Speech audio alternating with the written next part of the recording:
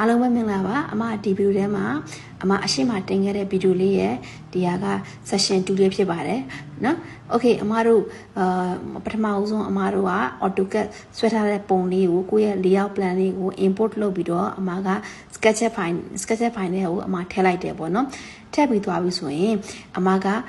ဒီပုံမှာပြထားတဲ့အတိုင်းပထမဦးဆုံး column ဆွဲမယ် column ကကြတော့သူက ground floor မှာ12ပေ first floor မှာ17ပေ second floor မှာ7ပေပေါ့အဲ့လိုဆိုရင်အမက column တစ်ခုဆွဲမယ်ပေါ့နော်ဆွဲပြီးသွားပြီဆိုရင်အမအရှင်းမှာဒီရှင်းပြထားတဲ့ဒီပုံစံလေးရရင်ပေါ့နောက်ဆုံးအမတို့လေးရုပ်ထွက်လေးရတယ်ဒီဟာက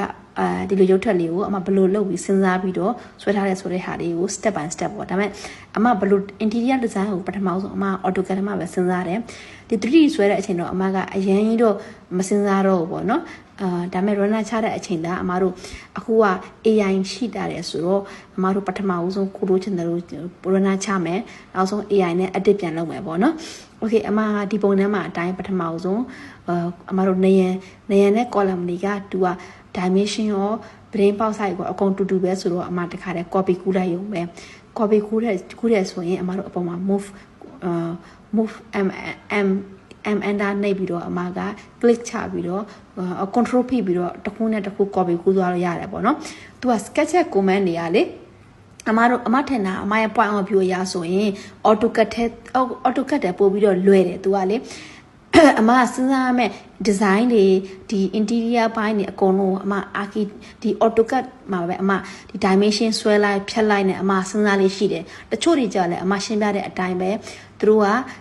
လက် sketch နဲ့ ball pen နဲ့အရင်မဆွဲခင်အပြင်မှာပဲစဉ်းစားလေးရှိတယ်တယောက်နဲ့တယောက်အားတာချက်အားနဲ့ချက်ပေါ့နော်okay အမကနေရာနေဆွဲပြီးသွားပြီဆိုရင်အမတို့က subtract ပြောပြီးတော့ဖောက်ထုတ်ရတယ်ပေါ့နော်အမအပေါ်မှာ subtract ဆိုတဲ့ဟာကို click ချမယ်သူက1 2ဆိုတာပေါ်တယ်အမတို့ဒီ brain box ဒီ rectangle လေးကို click လုပ်ရင်1ပေါ်မယ်နေရာလေးကို click လုပ်ရင်2ဆိုတာပေါ်မယ်အဲ့လိုလေးလုပ်ပြီးတော့အမ subtract ပြောပြီးတော့ပေါင်းထုတ်ရတယ်ပေါ့နော် union တို့ဘာလို့ရှိတယ်အမျိုးမျိုးရှိတယ်ဒါကြတော့ basic software မှာသင်ယူလို့ရတယ်ပေါ့နော်ဒီမှာတော့အမတို့ကပထမအမတို့ဒီမှာကျတော့အရေးကြီးတာ design ထုတ်တဲ့အချိန်တို့ဒီ runner ချတဲ့ဟာလို့အဲ့ဒါလေးကိုအမ detail ရှင်းပြထားတယ်ပေါ့နော်ရှင်းပြတဲ့ video လေးလုပ်ပေးတာပေါ့နော်သူကတအား detail ပေါ့နော်တအားအနုစိတ် basic level ကျတော့အမတို့တက်ထားမှအဆင်ပြေမယ်ပေါ့အမတင်တဲ့ကကျတော့လေ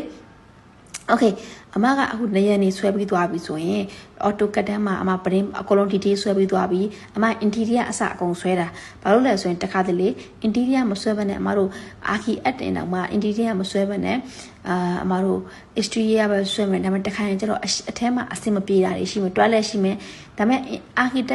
ကတော့ confirm ဖြစ်သွားပြီပေါ့နော် interior မဖြစ်ဘူးဆိုရင်အမတို့ဘောနော်အပြောင်းလဲတဲ့ရှိတယ်ဆိုရင် brain box တွေပါပြောင်းလဲသွားမယ်အဲ့ဒါဆိုရင်အမကအတိအကျဖြစ်အောင်လို့အရင် interior ဘိုင်းမှာအကုန် detail ချဆွဲတယ်တခြားလေးကိုလေးချင်တယ် client okay တယ်ဆိုမှအမက exterior ကိုစပြီးတော့ဆွဲတယ်ပေါ့နော်အမကိုအတက်လူတိုင်းပေါ့နော်အမကိုဘောနော်အပြင် exterior အဲ့နော်မှအမ interior ကိုအကုန်လုံးlayout plan မှာကိုတခြားစဉ်းစားပြီးဆွဲပြီးမှအမပေးတယ်ပေါ့နော်okay အမဒီမှာဒီအတွင်းနေရနေပါအမကအမေကအမကိုဒီပုံလေးကသူကအာခီတခြားပဲအပ်တာအပြင်ဒီဇိုင်းပဲအပ်တယ်ဆိုတော့ဒါပေမဲ့အတွင်းဒီဇိုင်းကျတော့အမကအတွင်းဒီဇိုင်းလဲအမဆွဲပေးတယ်ပေါ့နော်ဒီမှာကျတော့အမဟိုပါပေါ့နော်အမထုံးစံလို့ပြောအောင်ပေါ့အမရဲ့အမကကျတော့အကုန်လုံးမြင်ပြီးတော့ okay perfect ဖြစ်နေမှာဒီအိမ်လေးကိုဆွဲပြီးခင်မဆောက်ပြီးခင်ဒီအိမ်လေးမှာကိုနေတယ်ဆိုရင်ဘယ်လိုဖြစ်မလဲသူများနဲ့မတူအောင်ဘယ်လိုဆွဲအောင်မလဲဘယ် concept တွေသုံးရင်အဆင်ပြေလဲပေါ့နော်အဲ့လိုပေါ့နော်အမကျတော့အခုနောက်ပိုင်းကျတော့ပေါ့နော်အမဒီပေါ့နော်ဒီemotional heal ဒီပုံလေးဒီအိမ်ထဲမှာဝင်လိုက်တာနဲ့ဒီပေါ့နော်ဒီ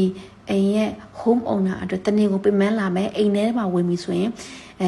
အိမ်ထဲမှာဝင်ဆိုရင်ကိုယ့်ရဲ့ home feeling လေးဖြစ်မယ်ပေါ့နော်စိတ်ချမ်းသာမယ်ပေါ့နော် fresh ဖြစ်မယ်အဲ့လိုလေးပါစဉ်းစားပြီးတော့ဆွဲလေးရှိတယ်ဒီလိုက်ရင်ပြီးတာပဲမဟုတ်ဝင်နဲ့တချို့အိမ်လေးတွေကလိုက်ရင်ပြီးတာပဲပြီးဆွဲတယ်ဒါပေမဲ့သူကအထက်ထဲဝင်ရင်တအားရှုပ်တယ်ပေါ့နော်အမအခုနောက်ပိုင်းကျတော့အဲ့လို